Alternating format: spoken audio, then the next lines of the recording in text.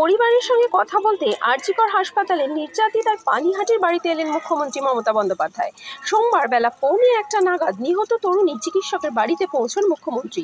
তিনি মৃত চিকিৎসকের বাবা মায়ের সঙ্গে কথা বলেন। নির্যাতিতার বাড়ি থেকে বেরিয়ে মুখ্যমন্ত্রী বলেন, রবিবারের মধ্যে ঘটনার কিনারা করতে না পারলে তদন্তের ভার তিনি সিবিআইকে দিয়ে দেবেন। মুখ্যমন্ত্রী আরও বলেন, প্রথমেই যে ফোন করেছিল তাকেও ডেকে জিজ্ঞাসাবাদ করা হবে। ভেতরের কেউ যদি থাকে তারও তদন্ত হবে। প্রসঙ্গত, আরজিকর হাসপাতালের ঘটনার পরই নিহত চিকিৎসকের বাবা মায়ের সঙ্গে ফোনে কথা বলেছিলেন মুখ্যমন্ত্রী মমতা বন্দ্যোপাধ্যায়। এমনকি ঘটনায় অভিযুক্তদের তিনি ফাঁসির দাবিও করেছিলেন। Bureau report, news Bharat 24 hours. ঝাড়গ্রামে ছিলাম, কিন্তু আমার কাছে যখনই পুলিশ কমিশনার খবরটা দেয়, আমি সঙ্গে সঙ্গে তাকে বলি যে এটা খুব নক্কারজনক ঘটনা এবং খুবই বেদনাদায়ক ঘটনা।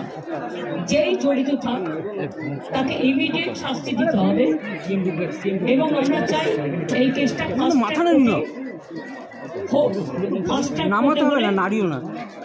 জুডিশিয়াল প্রসেসটা তাড়াতাড়ি হবে এবং তাতে আমরা ফাঁসির দাবি জানাবো। কারণ কিছু মনে রাখবেন, কিছু লোক এখনো সামাজিক অবক্ষয়ের মধ্যে আছেন, সামাজিক মূল্যবোধটাকে ভুলে গেছেন। মেয়েদের গায়ে হাত দেয় যে কত বড় অপরাধ এবং তার সাথে যে অত্যাচার করেছে বা তাকে যেভাবে খুন করেছে, আমি আশ্চর্য হয়ে যাচ্ছি। ওখানে নার্সরা ছিলেন, ওখানে ওদের সিকিউরিটি ছিলেন, সবাই ছিল, কিন্তু কি করে ঘটনা ঘটলো এটা এখনো আমি ঠিক বুঝতে পারছি। পুলিশকে আমি বলেছি, বাবা মাও যেটা আমাকে বলেছেন যে ওদের ভেতরেই কেউ আছে।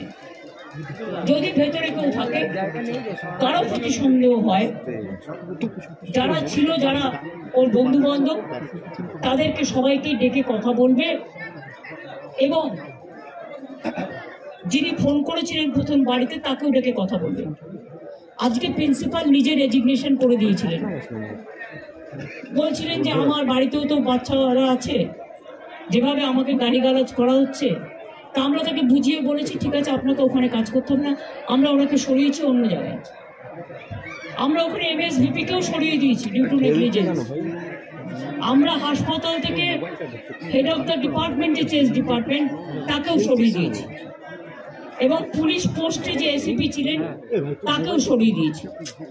সবাইকেই সরানো হয়েছে এবং ডগ স্কোয়াড থেকে শুরু করে, ভিডিও থেকে শুরু করে, ফরেন্সিক ডিপার্টমেন্ট থেকে শুরু করে সবাইকেই ইনভলভ করা হয়েছে যাতে খুনি গ্রেপ্তার হয় এবং দোষীরা শাস্তি পায়।